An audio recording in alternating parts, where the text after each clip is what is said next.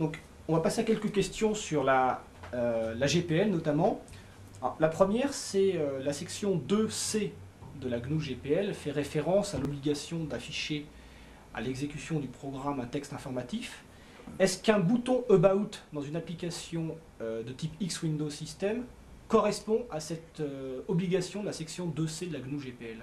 Oui, Oui. c'est une manière d'afficher ces informations au lancement du programme. D'accord. La deuxième question est peut-être une question un peu provocante, mais c'est dans le domaine de la documentation libre, la FDL. La question en fait, est-ce que la FDL est sous FDL? C'est-à-dire, est-ce qu'il est possible... Non, bien sûr que non.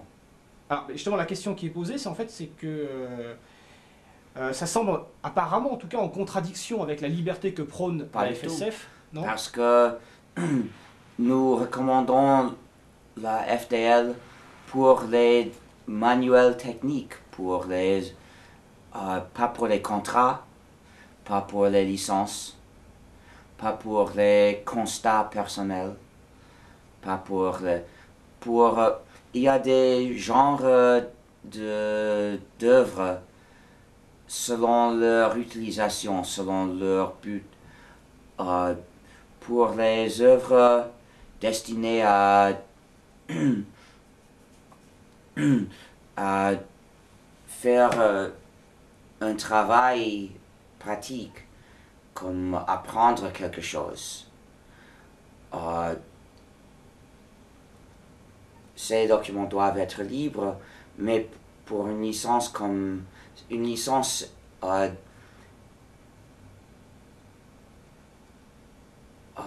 dit les intentions de quelqu'un.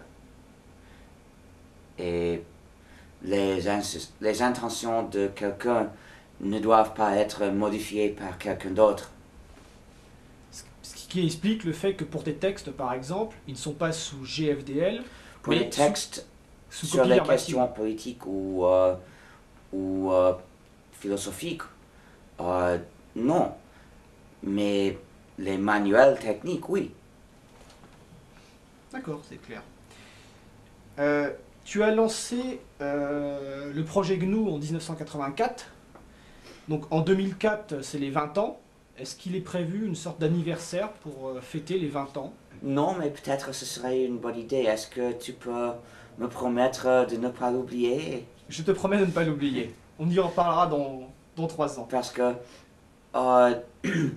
il faut penser à cette question peut-être Bien en avance. 9 mois Oui. en avance. D'accord. Parce que ce serait en janvier. Parce que j'ai lancé le... moi, j'ai commencé le travail en janvier 84. Mais j'ai proposé le projet quelques mois avant. Donc, quel anniversaire? Mais quelle est la date pour toi du lancement du projet GNU? Est-ce que c'est le... Pour moi, je pense normalement au jour où j'ai vraiment commencé le travail. Pas le jour où j'ai publié l'annonce. Donc, c'est en janvier. 84. Oui. D'accord. Alors, est-il possible de faire, c'est une question à nouveau sur la GPL, est-il possible de faire des modifications que l'on ne distribue pas à un logiciel GPL, c'est-à-dire qu'un logiciel qu'on va utiliser à l'usage privé, sans contrevenir à la GNU GPL? Bien sûr. Alors, par extension... C'est un des droits de l'utilisateur défendu par le mouvement. Parce que le droit de faire des changements pour votre utilisation personnelle ou le droit de le faire dans une entreprise pour l'utilisation dans l'entreprise sans jamais diffuser les changements, c'est un des droits dans la liste des droits essentiels pour le logiciel libre. Mais justement, cette notion d'usage privé n'a-t-elle pas changé un petit peu par rapport à la date d'écriture de la GNU GPL? Je pense par exemple aux ASP, comment ça se... Application Service Mais Providers. selon mon opinion, ce n'est pas une utilisation privée. D'accord. c'est l'utilisation par le public. Donc nous cherchons à une manière de changer la GPL pour imposer aux ASP l'obligation d'offrir le code source aux utilisateurs de leur service. Et ça, ce sera par exemple une des modifications incluses dans la GPL version 3. Peut-être. Peut-être. Est-ce que d'ailleurs cette GPL version 3, la date de sortie ou est planifiée?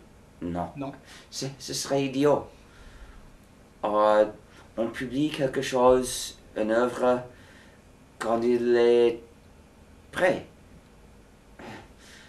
Mais le travail sur cette version a déjà commencé depuis longtemps. Oui. Oui, d'accord. Et maintenant, notre avocat pense à comment écrire cette condition. Mais ce n'est pas évident. C'est un travail difficile parce que personne ne l'a fait. Et il n'est pas évident si les lois de droit d'auteur supportent une telle